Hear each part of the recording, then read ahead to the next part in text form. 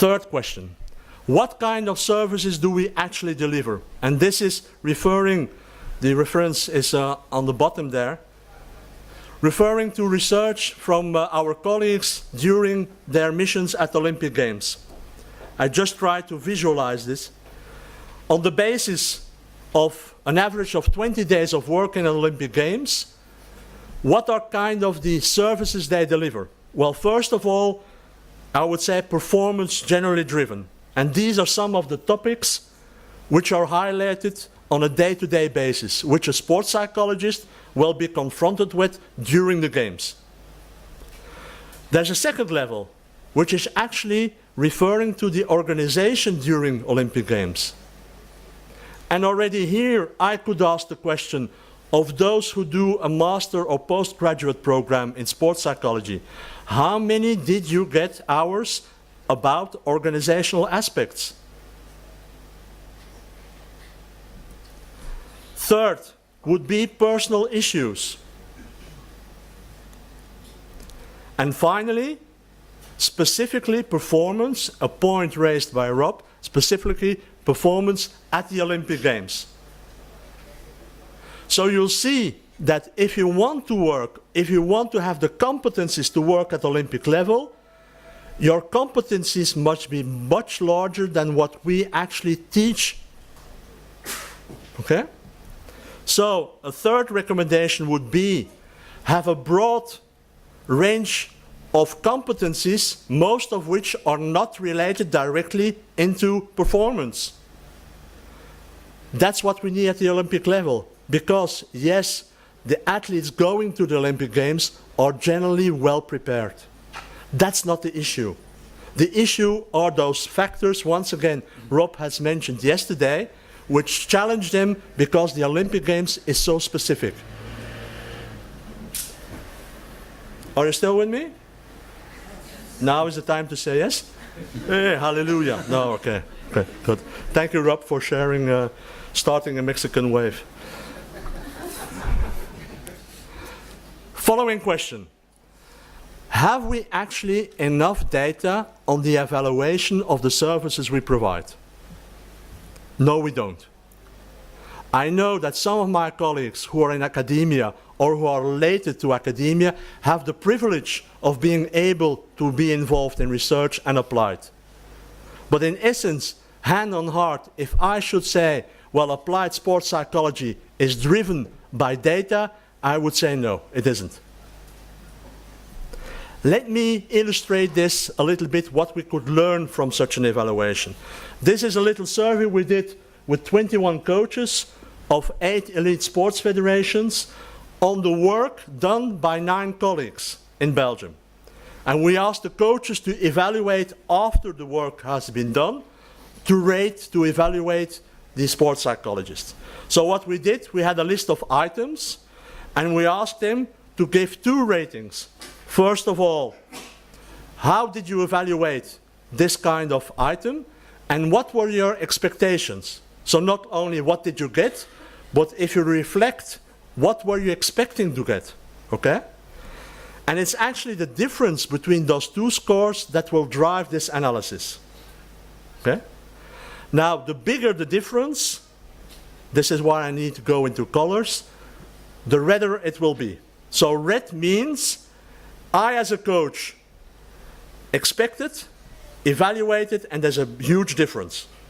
Okay?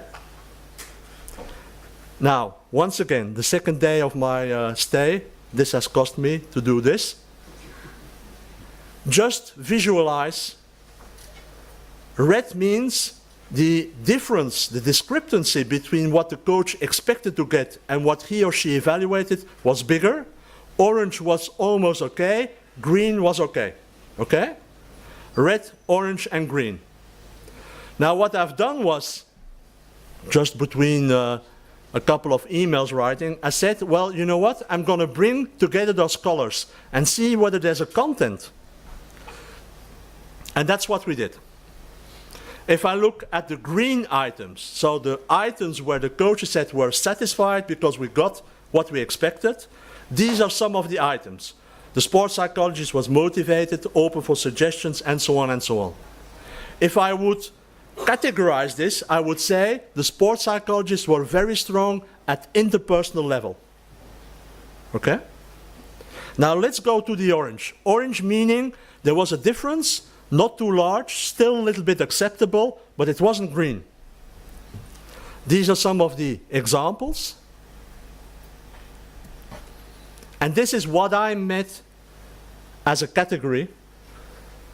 Orange meaning the competencies to provide support at individual or group basis.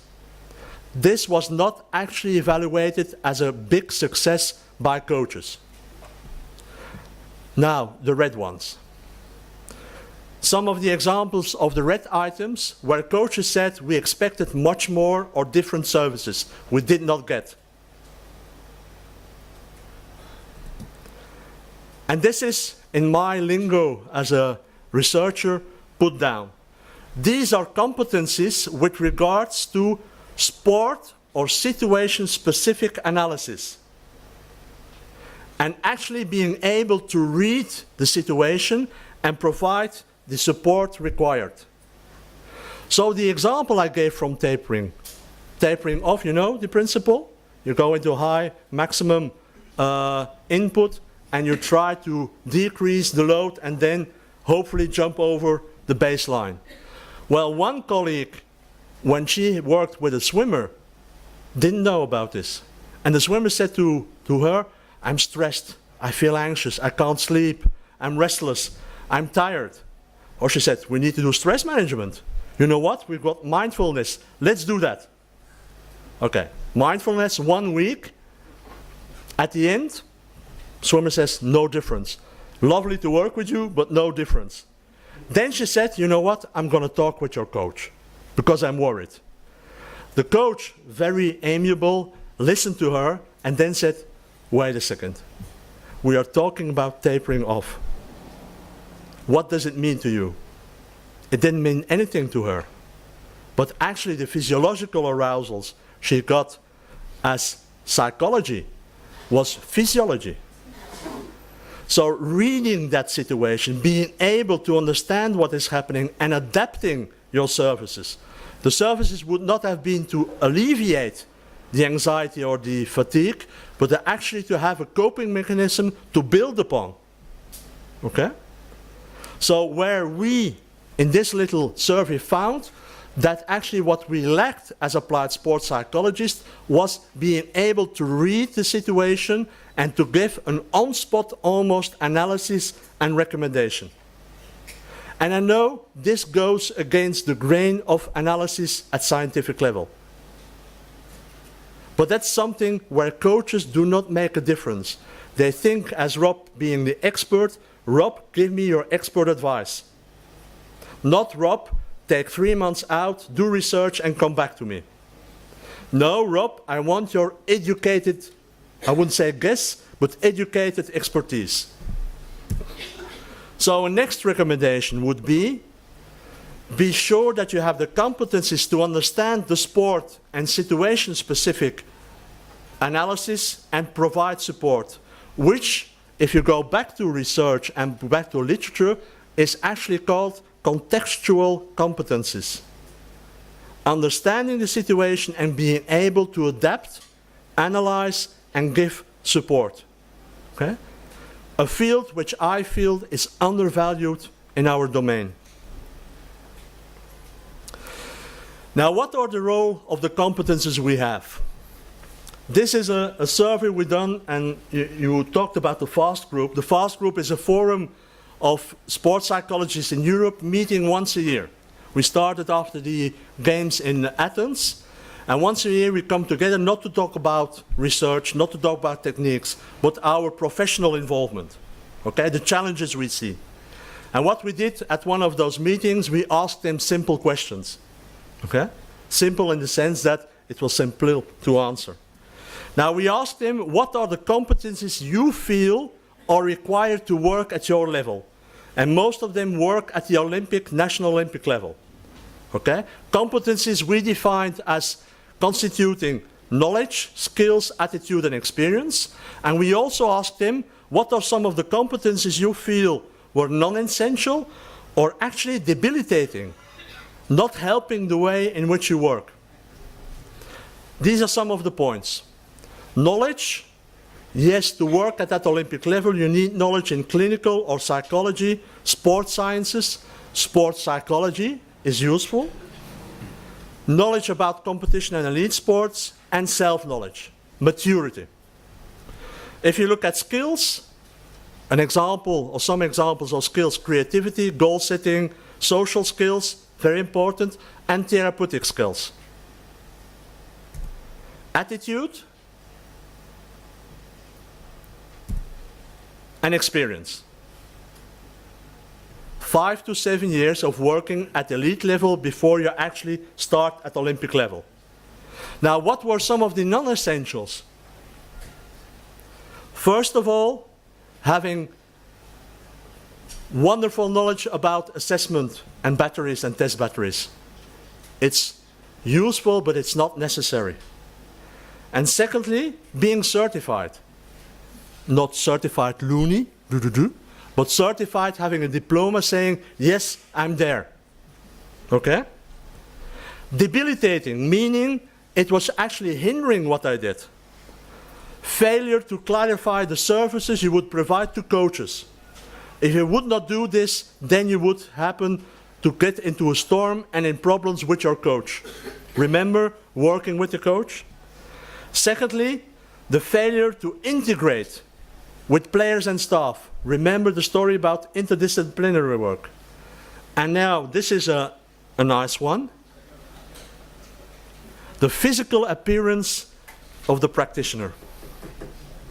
That was a challenge. Do you mean you cannot be like me, muscular, if you work with little gymnasts? Is that what you're saying? Or you shouldn't be a marathon runner if you want to work in boxing? No, it says that the contextual competency to understand that when you go to track and field, you do not show up in this. But if I go to figure ice skating and I show up in tracksuit, they will throw me out. I want to appear with this. The world is totally different. Okay? This is what meant by contextual competencies, understanding what is required. Okay? And a point I would like to stress is actually the 5 to 7 years. They definitely said under 5 years you cannot work at the Olympic level. You need to have that experiential competence. So our recommendation would build experience-related competences during a minimum of 5 to 7 years.